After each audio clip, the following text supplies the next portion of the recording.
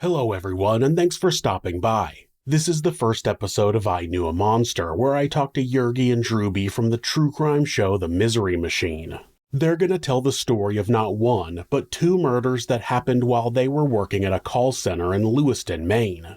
I've just been figuring out this new format as I go, so I'm working on improving the quality over time. Just bear with me. Otherwise, here's a very interesting story for your true crime enjoyment. Well, let's get into the story, which I Yes. am not super familiar with. I will, like I said, I watched a little bit of the first episode that you guys made about it, just to kind of get more of a feeling about you, and as opposed to the story, being a story in Maine that I didn't see a ton of information about it. I mean, I Googled it. Um, so can you tell me about the setting where this happened? Yeah. This all happened at an ACS call center that was it was in the Lewiston Mall. And we're talking about Christiana right now, right? Because two murders Yeah, happened. two murders happened at this call center. So if I'm going to back it up a little bit, the first murder happened. It was two agents that worked on a campaign. The woman was pregnant. She was looking for a car.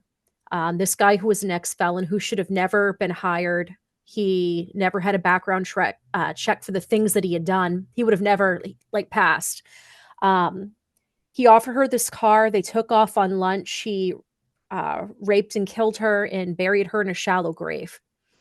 So, long story short, with that one, he ended up coming back to work the next day, acted like nothing happened, and ends up getting arrested. We think that this is never going to happen again. They put a bunch of supposed security measures in place.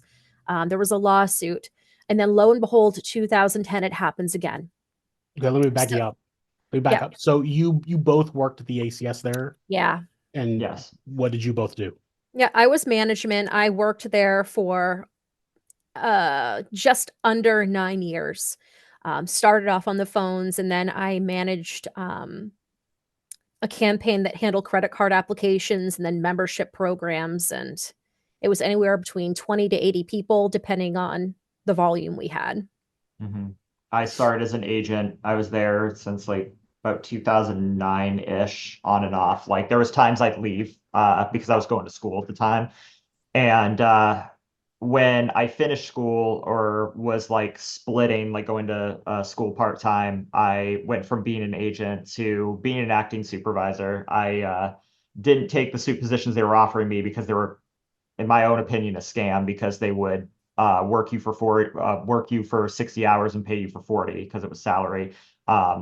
So I was managing about 20 people at the time when this happened, and I was doing credit card rewards customer service. Did you guys both know both the murder victim and the Mhm. murderer? Yes. I never interacted with Christiana. I knew a lot of people that did. I'd see her, but I knew the alleged murderer. But Yergy was much closer with him. I mean, he was basically your right-hand man, wasn't he? Yes. So we had in my campaign, we called them like SMEs or subject matter experts. And what we would do is we could take an agent off the phone who was really good to help coach agents. And Buddy was my guy for that. Like we were very good friends. And Christiana, I didn't know quite as well. We had some interactions in the smoke area. I used to be a smoker back then, and she was very kind and very sweet. So when all this came out, none of it made sense. It didn't make sense because she was just this kind, nice, sweet person, and so was he. So um, And his name yeah, was you said his his name was name's Buddy? yeah, his name's Buddy. And I noticed you said he's the alleged murderer. Was he not Oh, convicted he of was this? He was yeah. convicted. Okay. There is, yeah, this is why this is a little complicated. So we're probably going to jump around a little bit and feel That's free all to ask right. any clarifying questions. But Jump around, get down, whatever you need. there was four different people involved in this, and all of them but Buddy were given immunity to roll on Buddy because this was born out of not just a shitty call center culture, but a brothel being run, and some of the people involved were working at the call center. Everybody involved was working at the call center. Like basically they were using it as a recruiting method to like pull new girls in. There were a couple girls who they found in other places, but I mean the call center was a hub. They were like employees. Yeah, new employees coming in, not like people calling in. No. And management from was Levi management, Yergy? Yes, He was a supervisor. Okay. He was a trainer. Yeah, so there was a number of them. There was Levi who all right, let me back up. So Buddy's sister, his twin sister, she was her name was Brandy, or is Brandy. She was the madam of the operation. She also worked as well. She became an employee of ACS at the same time as Buddy on different campaigns. She started dating Levi, who was a trainer in her campaign. And he started working as kind of like their driver and like the muscle. He was also recruiting girls from within the contact center. From there, they had recruited Christiana and a few other girls. Like they recruited some girl like driving up and getting coffee at Dunkin' Donuts. And yeah. They had a girl from Canada they were bringing down. There's a girl from Canada that Buddy had met in college, and they recruited her. It was just like amazing, like how all of these girls just up and trusted Brandy, who was really skeezy, and like just decided to work for her. And they were actually living in this duplex that's apparently the landlord had just kind of abandoned it. And like Brandy decided it was like her duplex. It was in foreclosure, and she just had girls living in the bottom unit. So the woman that was murdered was not involved in this group. Oh, she was. She was one of the ones that was recruited. Oh, okay. Yeah. She was pregnant? No, okay, so there's two stories. So like that's how far this goes. Okay. Yeah. So the first girl is this happened first, right? The woman is involved in this group. So she's murdered, and then Buddy is convicted of it, but you believe he's not involved at all, or just not the only one involved? I don't think he's the only one involved. I absolutely think he is guilty of covering up. Gotcha. Yeah, he absolutely transported the body. Yes, absolutely. Because at his conviction, he gave up the location of where Christiana was. So hands down, yes, I believe he transported her. I do not believe that he actually did it, and that he is covering for his sister, because he did not want her to lose like her son. Okay. They were very, very close. I actually babysat her son while on the clock so many times, because like Buddy was at risk of being fired because he kept having to go home to babysit while they were working. So we would just sit at my computer. I would look at World of Warcraft stuff with like this little boy, and he would just kind of sit with me. And like Buddy was very, very protective over him. The day of the murder, he doesn't have actually the time window to do it, because when it allegedly happened doesn't mesh with when he clocked in. Okay. Do you know when that was? It was he clocked in at 8 a.m. Was it 8 a.m.? I believe that's what you said on the episode when I reviewed it this morning. Yeah, it's hard. It was like 14 years ago at this point, but it was like 8 a.m. He wouldn't have had the window to kill her, clean up. It was a 15-minute window. Yeah, hide the body, and then get to work on time. There'd be no way. When was she murdered? It was like 7:30 in the morning, maybe a little like later. There was like maybe a half-hour window to do all of this. Yeah, we'd have to check the court document on the exact time, but it was a very small window. And Yergy risked being fired, almost did get fired, took his time clock records and submitted them to Buddy's attorney. and Buddy's attorney, who isn't a criminal defense lawyer, he's a family law lawyer, didn't do anything with it. And the prosecution obviously didn't care because they wanted this open and shut as soon as possible. The other thing that was interesting about this is that there was a massive struggle, and Buddy was a 250-pound Army veteran who saw combat, and Christiana was under 100 pounds, very tiny woman, and there was document of a massive struggle where he supposedly had to hold her underwater in a bathtub and drown her. Yergy, you mentioned there was issues between her and Brandy, and the struggle would have made more sense. Also, Brandy was completely unaccounted for during that period of time, correct? It wasn't that she was unaccounted for. She was with the girl from Canada who was like also like afraid and also given immunity. Yeah. So it's like all these people are like given immunity on the prostitution charge, and like I believe like lying to investigators, like they were given like all perjury was like wiped off the And off the accessory to board here. murder. And Accessory to accessory to murder. murder. Like all charges were dropped in order to like roll on Buddy. So it's really everyone's word against his at this point. But like it didn't make sense. Like if this was like some sort of crime of passion thing, like when is this bathtub getting filled up? Like he He also had supposedly no motive. no, supposedly he took her head, smashed it off the tub, put her in the tub that was already filled, or he filled it and then drowned her, like sat on her and drowned her.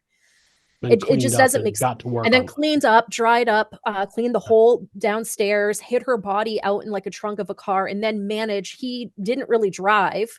He walked everywhere. Managed to get like a couple miles up the road. Like Yeah.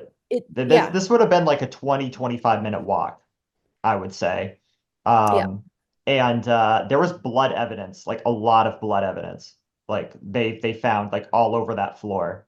So this didn't just take place in the bathroom. This was a big struggle. Um, but yeah, he had no motive. He had really like no No. motive that how they tried to sell it was that he wanted Christiana, and for whatever reason he killed her out of jealousy. And then another motive they put out there was That Christiana, she had slapped Mikey, the little boy. yeah, slapped his nephew, and so he kills her as a result of it. Brandy, however, was like had enough of Christiana because she had quit the escorting business and was threatening supposedly to uncover it. Yeah, she was threatening to go to the feds. So this boils down to, so you believe he was involved in the cover up, other people allegedly actually murdered her. But right now there's no evidence. There's like yeah, basically. It's a very difficult one because like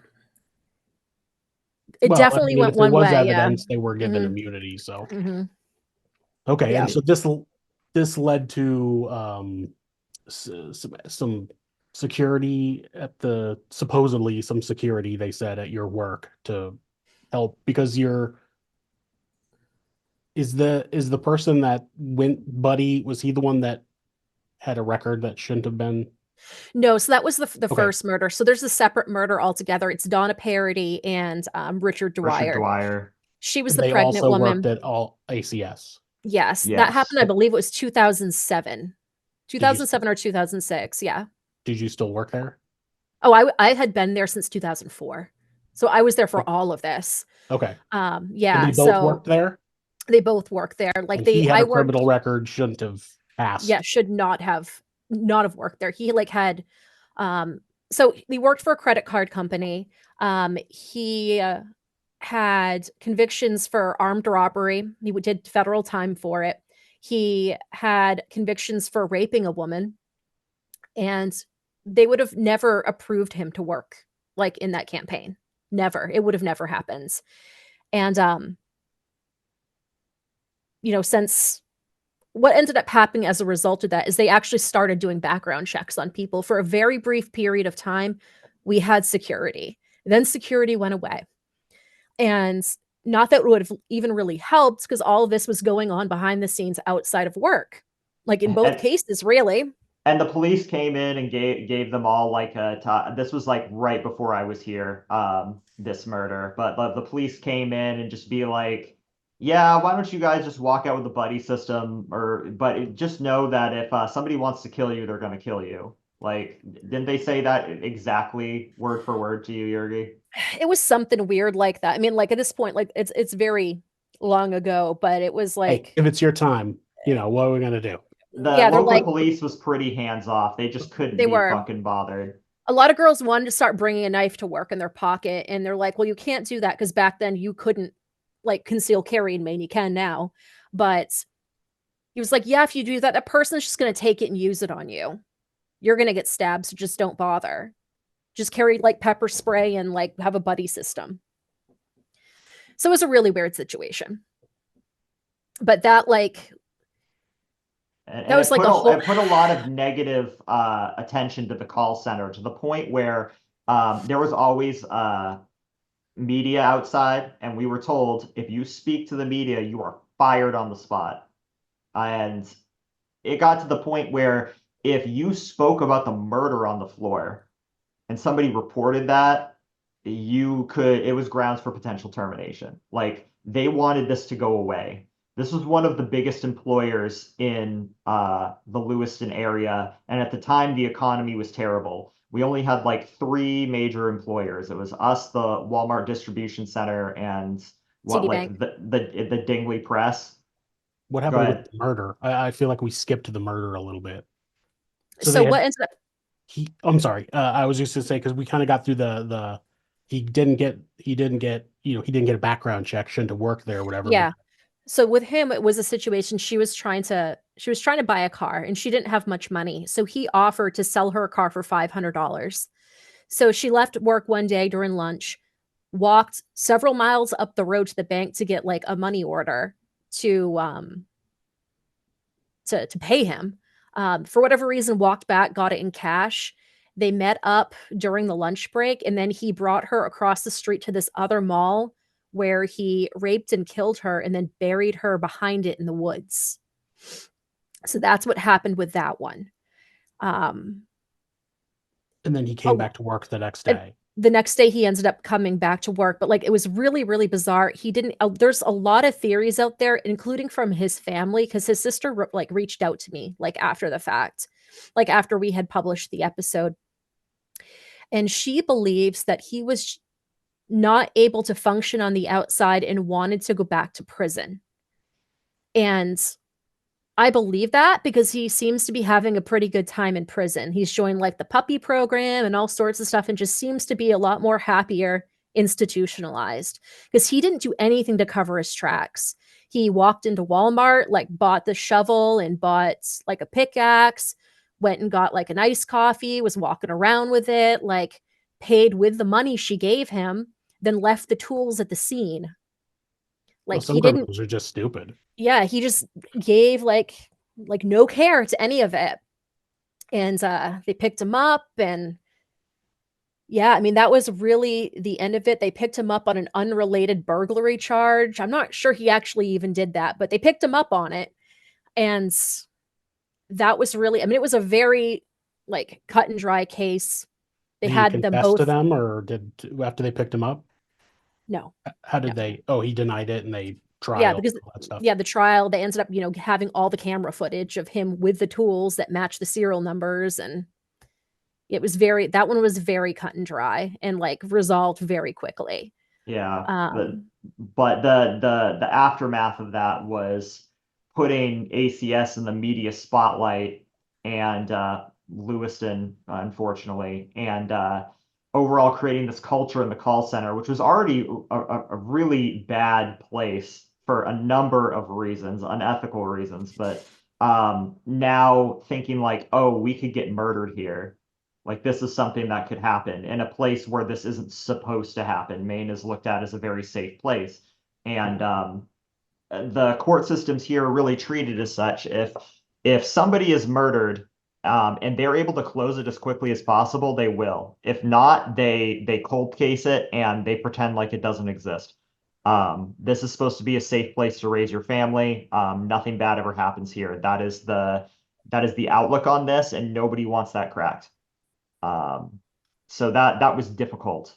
That was difficult because it could have really been anybody. Could have been anybody there.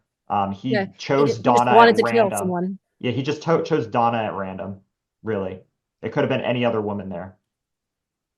And like the scary thing about that with Richard is a lot of women didn't know his past and trusted him a lot. Even like the campaign trusted him. They didn't have a night supervisor. So I was the night supervisor on the adjacent credit card application program. And it would just be me and Richard as the only like management. I mean, he wasn't a real manager, but we were the only management until like 2 a.m. sometimes. We'd go out back and smoke together. He gave women rides to work all of the time. It was always really vulnerable women. He'd go out of his way. Like he lived way out, I don't know, 45 minutes in this Canton, in this really rural area of Maine. And he'd like go past the call center and then go 20 to 30 minutes out of his way to pick up like women for work. So like everybody trusted him. It literally could have been anyone. And there were like people who didn't believe he did it either. There was a manager on that campaign who destroyed evidence. Like she hid his early release sheet. I forgot about that. Yeah. What's an early release sheet? So it was when he and Donna like left for their lunch situation. He came back to work and they said, "Oh, I'm sick. I need to go home." Oh. And he filled up this early release sheet, gave it to our workforce center and left. Well, in knowing that something was amiss, there was a manager there. I don't know if that ever really made it to the light of day, but she destroyed it. They just, I think they thought that they couldn't find it. She destroyed it. But there's no question that he did it, obviously, with the evidence. Yeah. Yeah, no. Well, it had so much evidence linking him to it. There was DNA evidence too. Yeah.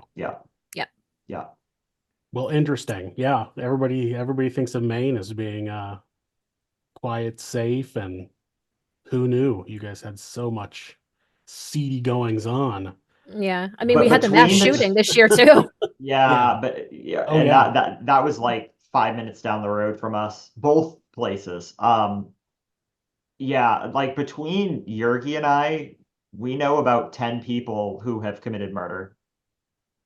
Like this happens more here than people think. And also it is a part of the fact that Maine is just one big small town. You know, the entire population of Maine is, I think, 1.2 million. Yeah. And most of them live in southern Maine, so. Yeah. I started an episode not that long ago kind of making fun of that idea. Every time you watch some sort of true crime TV show or whatever, they're always like, this kind of stuff doesn't happen here. And it's like every single person says that. I'm like, that stuff happens everywhere. Absolutely does. You know, like, it's like every time we do a main case, I know people involved with it. It's like weird. For like a lot of our episodes, there was an officer who went on to be like a forensic computer guy. He was my landlord in high school. So like, I'm like, okay, Officer Scott Bradeen. Yeah. Like he was my landlord. So it's like weird. Whenever we cover these cases, people are like, okay, you're just making up your connections to these people. No. Like, I wish I was. I don't take any pride saying that I know this many people. But yeah. You cover more than just cases in Maine though, right? Yeah. Oh, yeah, okay. absolutely. You just covered a lot because you're from there or whatever. Yeah, I mean, this is kind of why, and the reason for covering Christiana's case was because, one, there was very little of it in written media. The Sun Journal, which is our local paper, had a very short blurb about it. They really focused on the fact that Christiana was a prostitute, like heavily focused on that. And they put like a really seedy picture of her. Like the thing was she also did like modeling on, what was the model Mayhem. Yeah. So they picked the most very suggestive picture of her in like this sparkly bikini, making like an alluring type face, and used that as the picture to talk about her when there's so many like other pictures of her being a normal girl. They like really, really drilled into this like seedy underworld thing and like basically were slut shaming her, for lack of a better term. Yeah, media does that a lot. Yeah. Mm-hmm. If you want to hear more about this case, the Misery Machine did a 4-part series about it on their channel. You can search for The Misery Machine on YouTube or wherever you listen to podcasts. There are links in the description to their channel and to the first episode in that series. Thanks for checking out my new show, I Knew a Monster. If you knew a monster and would like to tell your story, send an email to thisismonsters@gmail.com and put I Knew a Monster in the subject. I'll have another episode for you soon, but until then, be safe.